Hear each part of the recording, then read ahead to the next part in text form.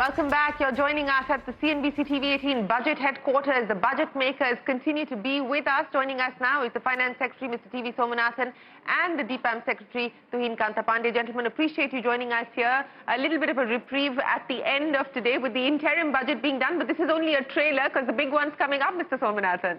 Yes, that's true.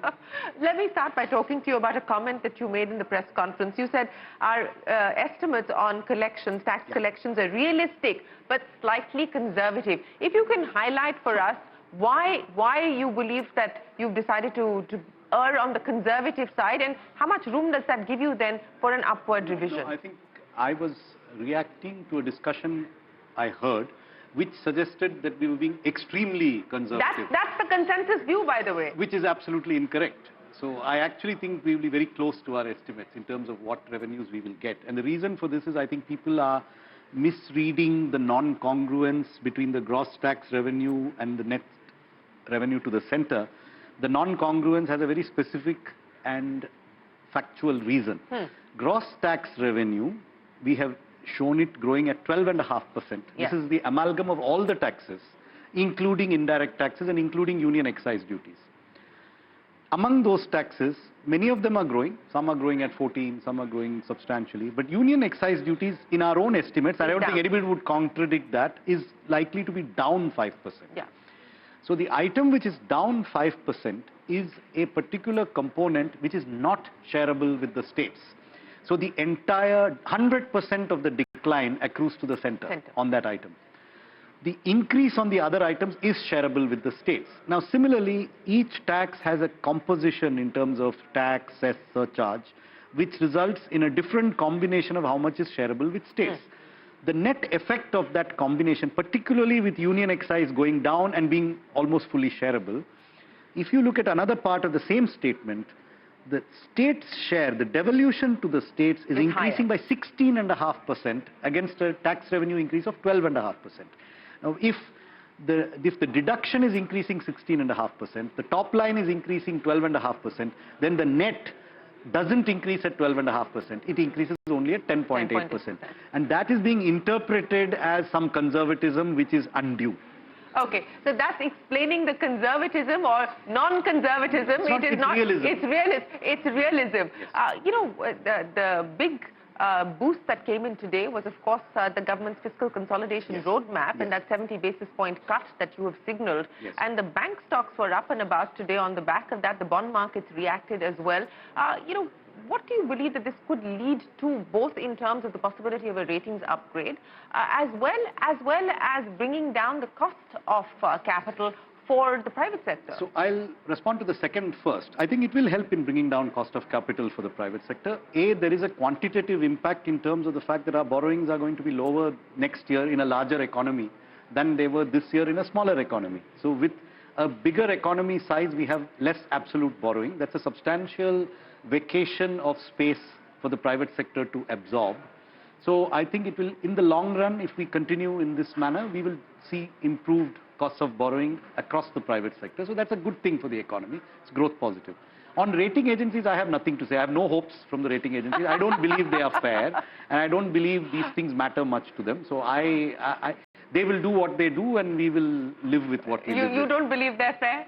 I don't believe. I think we have a very clear articulation of why we think they're not fair, which is brought out in the paper, occasional paper that the Department of Economic Affairs has brought out. And I think there's enough evidence to see that there are double standards. But we live with those double standards. We're very realistic. So I will not comment on any ratings outcomes. We are not targeting any ratings outcomes through these actions. We are doing them because we think they are the right thing to be done for the economy and they're good for the economy. What the raters think about it is left for them to decide. Before I get the DIPAM Secretary in, a quick word in as far as the capital allocation is concerned, the CapEx is concerned. Growth of 11%, and of course this comes on the back of the historic rise that we have seen in the last few years. Would it be fair to assume that, yes, of course there is a base that we're dealing with, that this would now be the sort of run rate that we should expect? I'm sorry? Will you address that? Yes, to you, the CapEx. The CapEx, the run rate.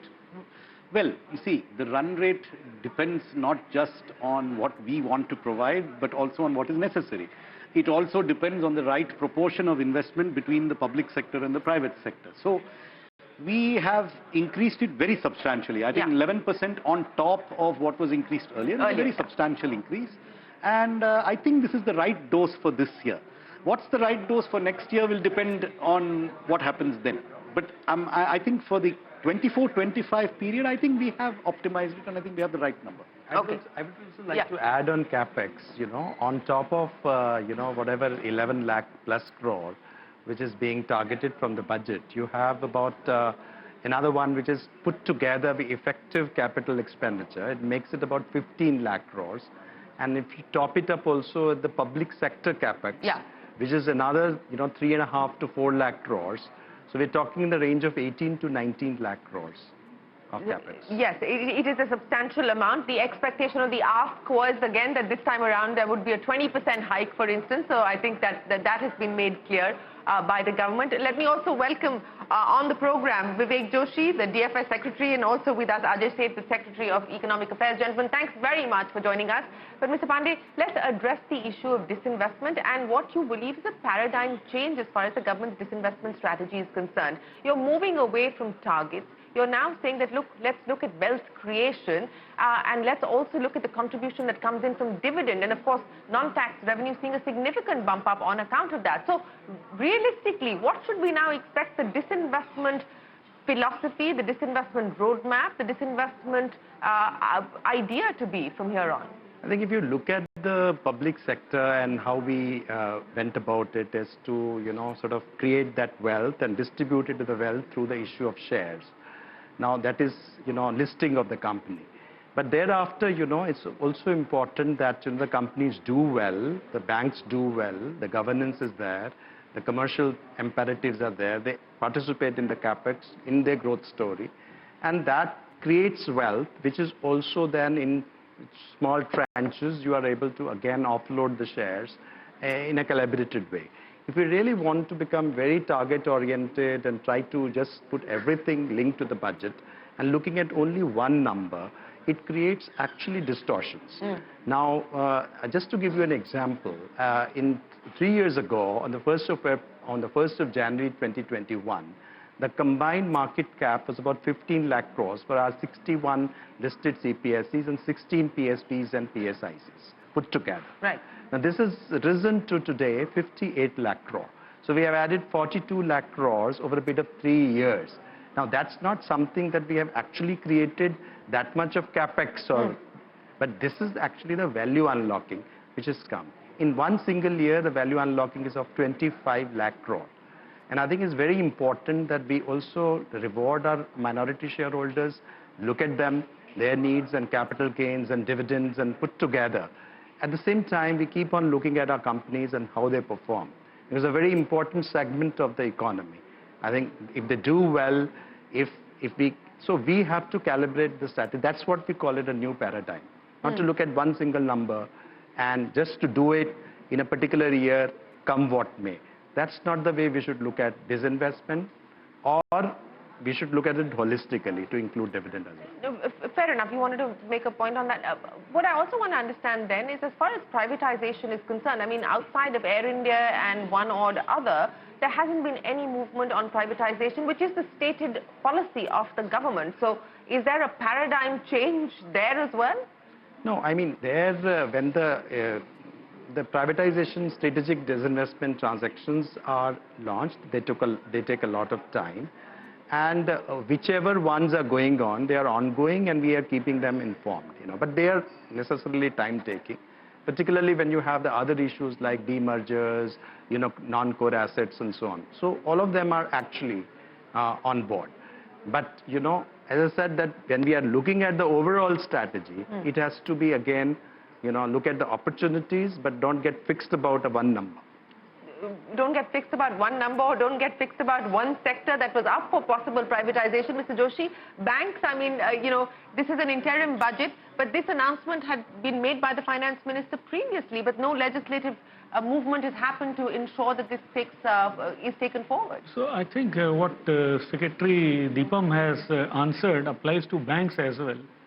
We have to look to the opportunity movement, and then only we can say. And the example he gave about the market capitalization, same applies to the banks also. So you're saying that PSBs are also seeing a big uptick as far as their share price is concerned and market caps are concerned. So would it be fair then to assume that it's on the back burner, privatization? No, I mean, it's within the realm of the overall policy of the government, and we can't say anything in the back burner in the government. Okay, it's a policy on paper, but Economic Affairs Secretary, let me ask you about the two announcements that came in today. And one really had the private sector quite excited, and that is the 1 lakh crore rupee corpus that the government has announced for research and innovation. If you can explain to us how this is going to work, have you identified which financial institution is going to be able to take this forward, which sectors will benefit, what do you mean when you talk about research and innovation, and when could, if you haven't, when could we see these operational details being put out? So while the details are being worked out and consultation with the stakeholders is at the moment happening, I can share some broad ideas that what really that process is.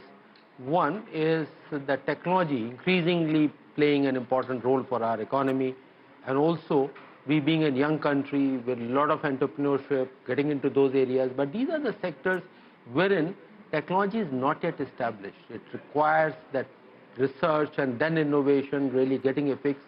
Private sector left itself would not venture into those areas. So here's a government attempt to help the private sector get long-term... provide the risk capital, essentially. That's correct, long-term, but it is not saying that I'll provide you capital, but I want a share in your equity later on. It is a long-term, low-cost or a long-term, nil-cost money to be provided to them. So the idea is give this corpus, set up a corpus, and that institution can either directly provide or can refinance happening. This will be largely the sunrise areas. Okay, and the sunrise areas would specifically be... It is a little premature to get into the specifics. Okay. You have to wait for some time before the stakeholder consultation gets over. Okay, two of the other schemes, solar rooftop, 10,000 crore rupees being allocated for that. What do you see as the long-term implications of this? I had NK Singh here, and he was very excited with this because, he believes that if this were to scale, this could go a long way, not just as far as the green transition is concerned, but also in dealing with SEBs, for instance. Mr. Somanathan, how... Certainly, it's a scheme which has tremendous potential. It has potential, first of all, to provide households with either an income or a relief from a cost. And these are the very households that are perhaps most in need of concessional electricity. So it's a powerful instrument of empowering those who need some relief, but this is a manner of doing it which is productive and which actually creates electricity while also providing the relief. Secondly, this will provide employment to a large number of people, because 1 crore houses being solarized requires about 1 lakh teams of personnel installing them. Okay. And this is a labor-intensive job. It requires maintenance, which is labor-intensive. So it's also a job creator. And this is because we get the rooftop. And this will be run by MNRE or? MNRE is the ministry, that's the nodal ministry, but the installation will be done by the private sector. We are also planning to train a large number of people to become installers of solar rooftop facilities, to maintain them, to run them. And this is again, so it's a job creator, it's a skill creator. It also means, and it is cheaper than the cost of installing the same capacity in any other conventional mode of energy. If you take 7 crores a megawatt as a number, then this is much cheaper than that, because the land is essentially that of the house owner. And India is a very land-scarce country. This is one of the few ways in which we can actually increase our solar footprint rapidly. So it's a very exciting scheme. Yeah, that certainly was the verdict that came in this morning as well. But the housing scheme as well, Mr. Seth and Mr. Somanathan, if I could get you to comment on that. I understand that the contours are still being worked out, and perhaps an interest subvention is only one of the options being considered. If you could take us through where things currently stand on that front. See, first of all, this scheme is for housing for middle class who are in rented houses or in unauthorized colonies or in a similar kind of a situation. Obviously, they require some support. Left to themselves, they will have to accumulate enough savings to be in a position to afford buying or building their own house. They do require support from the government. It can be in a various form, those supports can come in. And those details are being worked out. And the allocation has not been decided yet either. But what could the ballpark be? I mean, what would you envisage? I don't want to hazard any guesses. Okay. And by when do you think, will it be the full budget when we see the details being unveiled? Probably. Okay. DIPAM Secretary, let me ask you about the ones that are already on the block. IDBI Bank, for instance, we've been waiting for a very long time for the government to come out with details on where things currently stand. Now, on that process, has there been any forward movement at all?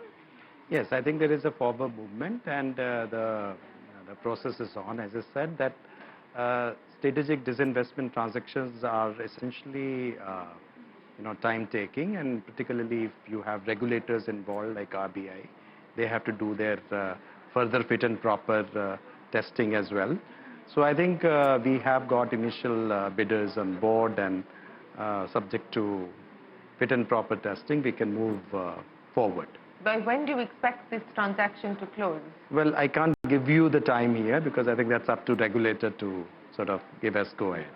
Mr. Joshi, since we are talking about banks and we're talking about regulators and we just finished talking about technology, I don't know if there is a view that's been taken as far as what's happened with the regulatory action against Paytm Payments Bank and whether the government is at all looking at that, with the RBI basically effectively shutting down operations as far as the Paytm Payments Bank is concerned. So actually that is an entirely different question than the budget which we are discussing absolutely. today.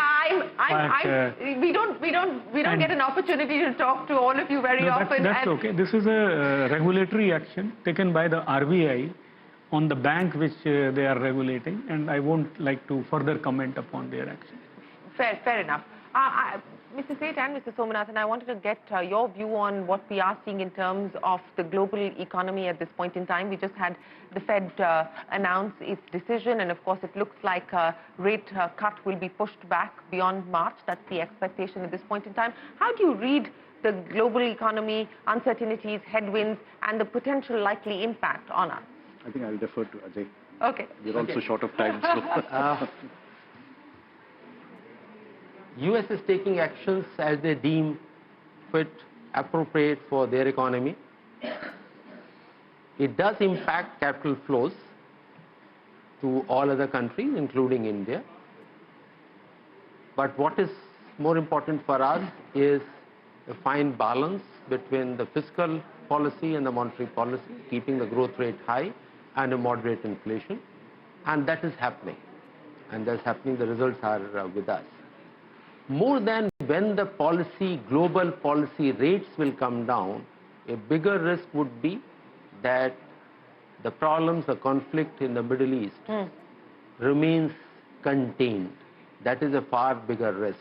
This is something, whether the Fed will cut rates earlier or later, that has an impact on the flows, what it may cause.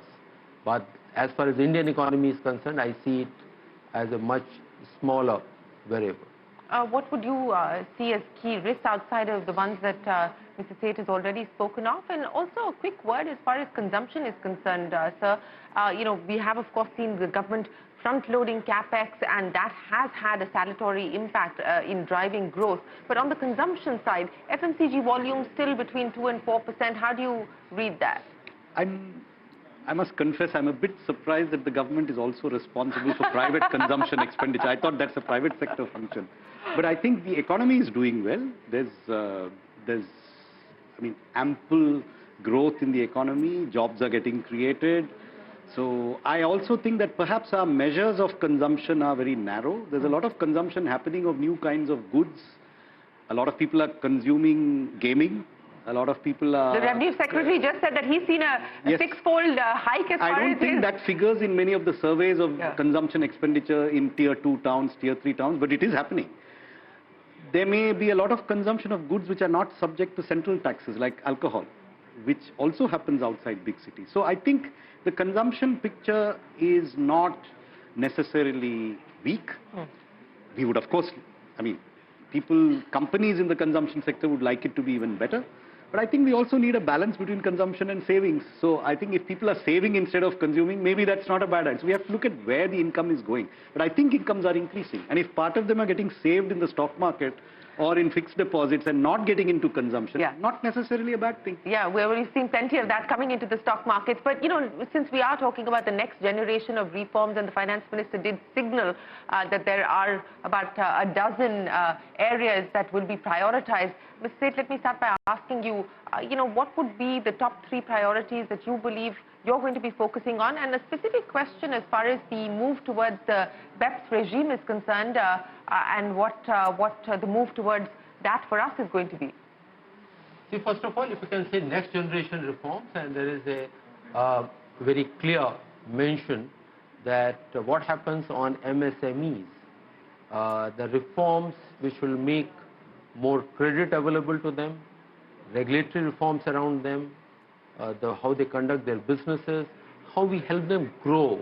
A small should not remain a small, should become medium, and thereafter should become bigger. So I see a very comprehensive set of reforms are needed in that particular area. But the second question which you asked for a BEPS, which I don't see it as a more of a global issue rather than for India. So we'll have to wait for how that discourse will be taken forward. But coming to this aspect, that there are 2 pieces of reforms. One is the next generation of reforms which are in the fold of Government of India as well as the central regulators. Another set is with the states, the things Yes. closer to the ground. Yeah. And this budget says that both have to travel together, Yeah. and sort of assisting states in that piece, and Government of India also taking it up reforms. What is this known domain? Mr. Somanathan, I know you're signaling to me that we're running out of time, so let me post my last question to each of you. On this issue of states and the states' capex of 1.3 lakh crore rupees, which is the same as what was previously announced, what's your own assessment of the utilization? Because the reports that we're getting is that there has been a positive uptick. There is a very substantial utilization. We expect about 1,05,000 crores to be utilized, and that's reflected in our revised estimates. It has, I think, had a very important effect in improving capital expenditure of states on their own resources, because there are 2 components to this. One is conditional, one is unconditional. But even the unconditional is conditional on its being incremental, which means that the state cannot use it as a substitute for state capital expenditure.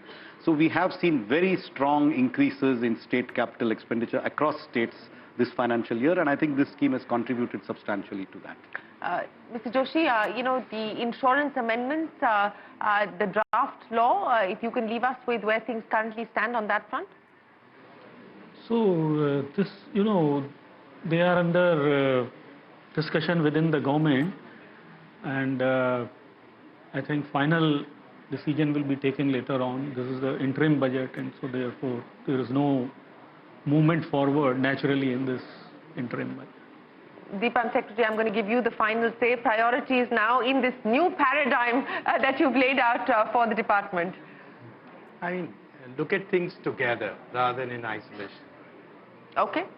Dividends and, of course, what you do as far as disinvestment is concerned. And the performance.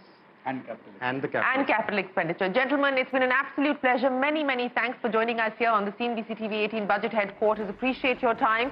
We hope you get some rest today before you hit the ground running for the big one, the big show, which is the Union Budget. Appreciate you joining us here today. We are going to take a break, but we will continue our conversations with the budget makers. That's coming up after this very short break. Don't go anywhere. We're back in a moment.